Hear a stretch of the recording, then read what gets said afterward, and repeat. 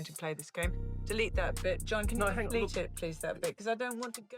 Not on. And all the brothers were, so I took them out of their grave. But the thing about life is that we are old players, aren't we? All of us. We're out. Listen, when Sarah Ferguson opened her mouth this time, the entire royal world stopped breathing. What she said wasn't just idle chatter or another harmless tabloid whisper, no. This one had teeth. It was the kind of statement that made palace insiders panic, reportedly left Prince Harry completely blindsided, and dragged Meghan Markle right back into the center of one of the wildest royal scandals in years. And here's the part that made everyone's jaw drop. It came from inside the royal family. One phrase. Just one carefully dropped line from Fergie, and suddenly, Meghan Markle was being linked to Prince Andrew in a way no one saw coming. Within hours, the internet absolutely exploded.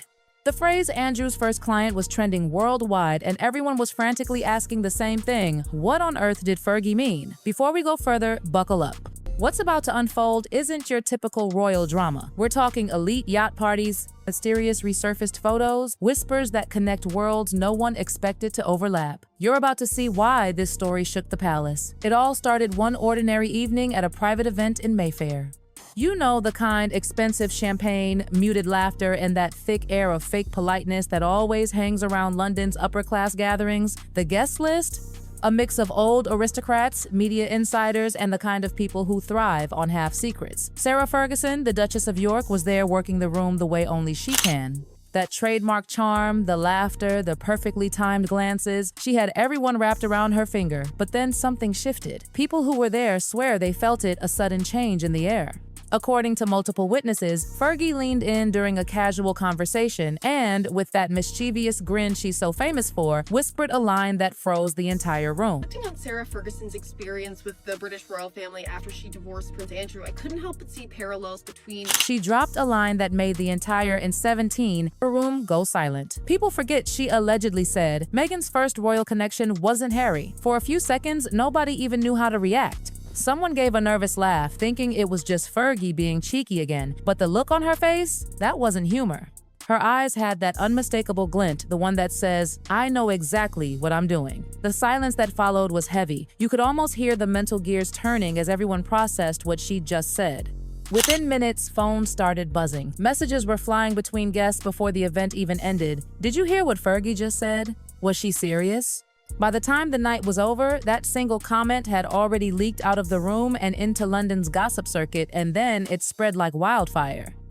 Sarah Ferguson, Meghan Markle professionally. But you know what's wild? We're looking at Sarah Ferguson's life post. The phrase Andrew's first client started popping up everywhere. Private group chats, online whispers, gossip blogs, and then it hit Twitter. It detonated across every platform. By sunrise, the royal correspondents were scrambling. Andrew's first client was trending in New York, Tokyo, and Sydney before most people even knew what it referred to. Inside the palace, chaos. Advisors reportedly rushed into emergency briefings. Should they deny it, ignore it, pretend it never happened? Every move felt dangerous. Because whether the phrase was meant as a joke or a revelation, the damage was already done. What made the comment so powerful was that Fergie didn't explain anything. She left the words dangling in the air like a riddle the world was desperate to solve. Maybe I'm just in a bad mood today. I love it. I love it. I think it would be far better if they got into controversial. She didn't spell anything out, she just planted a seed and the internet did the rest. By midday, senior royals were being briefed.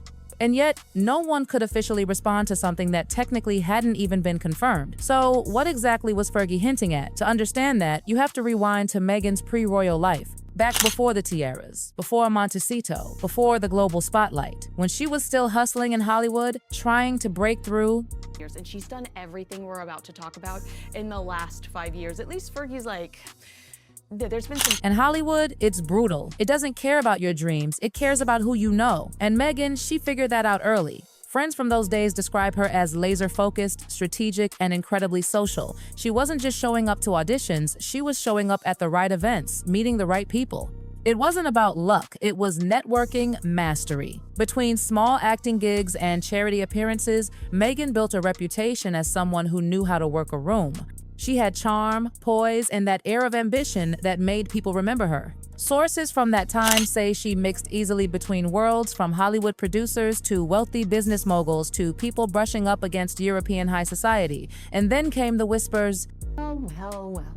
if it isn't two snakes fighting, because Meghan Markle's past is...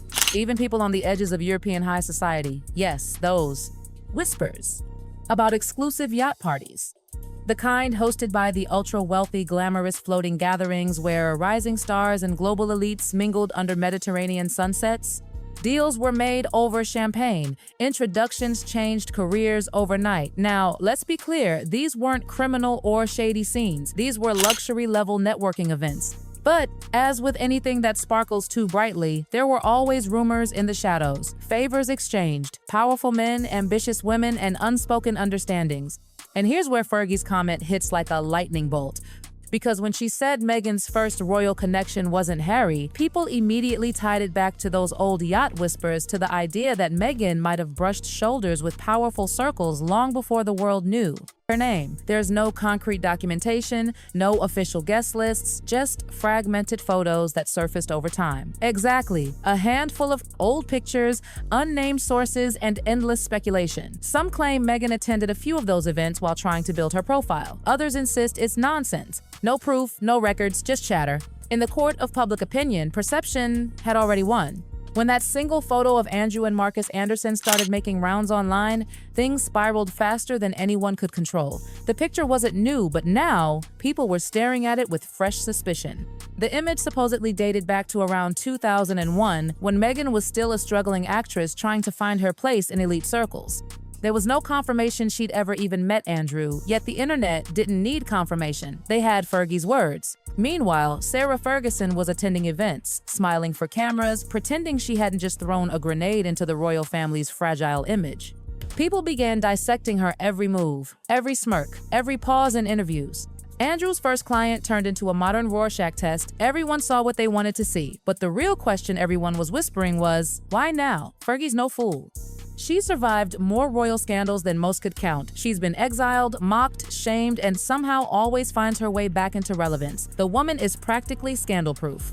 So, when she dropped that comment, people didn't buy for a second that it was accidental. Fergie knows timing. She knows how to make headlines and how to turn chaos into currency.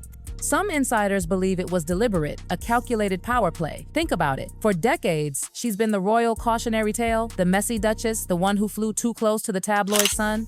And now, after years of rehabilitation, she throws out a line that instantly dominates every headline? That's not recklessness, that's experience. Maybe, deep down, Fergie was reclaiming her crown as the original royal troublemaker. Others think it was revenge, not pure malice, but a way of saying, don't forget who came first. After all, Fergie paved the way for women like Meghan. She was the outsider before Meghan was ever in the picture. She knows what it's like to be adored, then exiled, to be embraced, then erased. So when she sees Meghan living through her own version of that royal rejection, maybe she couldn't resist reminding everyone she's been there, and she's still standing. Of course, there's also the theory that this was Fergie's way of helping Andrew, a distraction tactic. If people are gossiping about Meghan's alleged connections, they're not talking about Andrew's real scandals. Redirect the outrage, blur the focus, classic media diversion. Messy logic? Sure. But in royal PR land, messy logic often works. What's undeniable is this: Fergie's move worked. She was suddenly relevant again, front and center in every tabloid. And Meghan, she went silent. That silence said everything. According to sources close to Harry's circle, he was furious, blindsided, shocked, because this wasn't coming from the outside world, this was family. Someone who'd known him since childhood, someone who understood exactly how much damage a single insinuation could cause. When lies come from strangers, you can ignore them.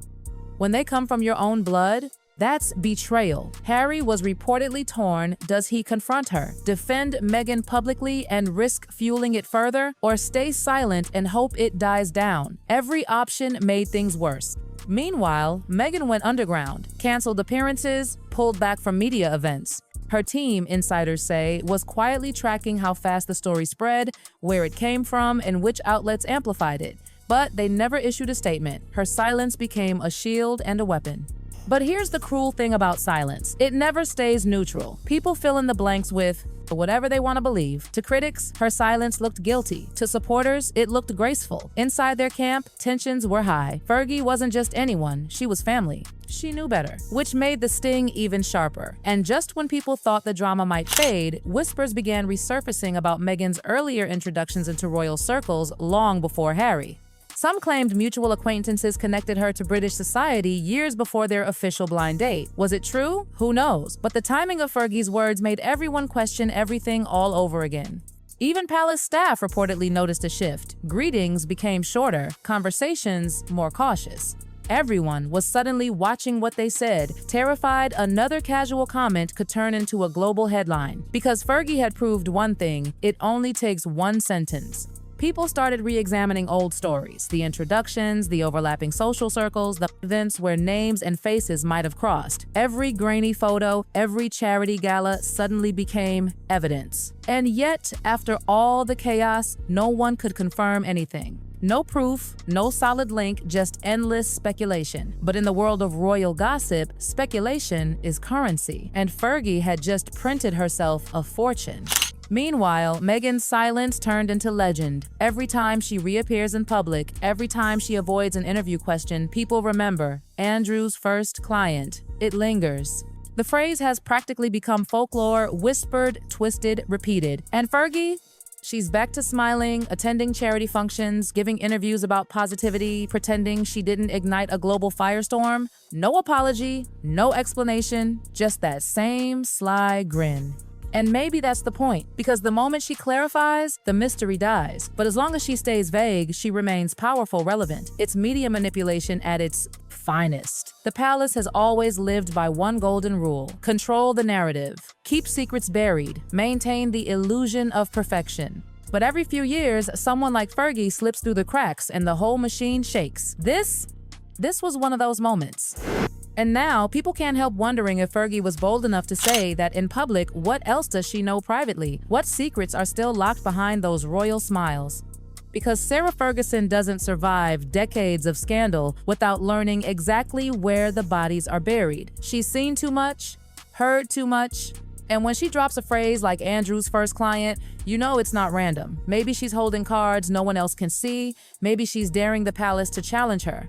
Whatever the truth is, one thing's certain: that single comment didn't just reopen old wounds. It exposed how fragile the royal facade truly is. In one line, Fergie managed to shake Meghan's image, rattle Harry's trust, and remind the world that behind every polished palace photo, there's a web of secrets waiting to unravel. And as long as she keeps smiling and saying nothing, the world will keep guessing. So, what do you think? Was Fergie dropping a bombshell or just stirring the pot for fun? Was Meghan really connected to Andrew's world years ago, or did a single mischievous duchess just rewrite royal history with a wink? Drop your thoughts in the comments, because honestly, this one, it's far from over. And if you're still here after all that, well, you clearly love diving into the royal chaos as much as we do. Hit that like, subscribe, and buckle up, because the palace walls might look quiet, but inside, they're trembling.